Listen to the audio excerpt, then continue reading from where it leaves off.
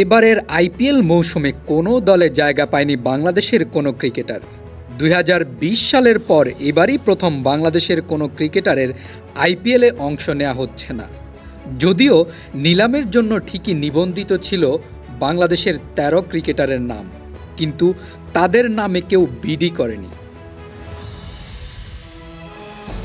বর্তমানে ভারত ও বাংলাদেশের মধ্যে এক ধরনের উত্তেজনা চলছে।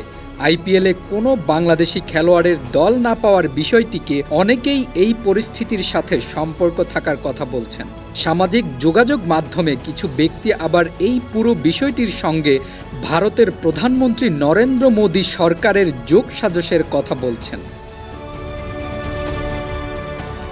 অনেকে বলছেন বাংলাদেশের হিন্দুদের সঙ্গে যা ঘটেছে তার পরিপ্রেক্ষিতে আইপিএল দল মালিকরা বাংলাদেশের খেলোয়াড়দের জন্য বিড করার বিষয়ে সতর্ক ছিলেন। কেউ কেউ আবার একে ইন্ডিয়ান ক্রিকেট কাউন্সিলের সভাপতি জয় শাহের সিদ্ধান্ত বলেও মন্তব্য করেছেন। কিন্তু যারা এসব বলছেন তারা কিসের ভিত্তিতে এমন মন্তব্য করছেন এর যৌক্তিক কোনো ব্যাখ্যা দেননি।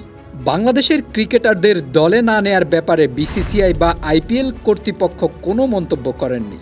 আবার অনেকে বলছেন বাংলাদেশি ক্রিকেটারদের আইপিএলে দল না পাওয়ার পেছনে দুদেশের সম্পর্কের চলমান টানাপোড়েন নয়, বরং বাংলাদেশের ক্রিকেটারদের দক্ষতার সম্পর্ক রয়েছে।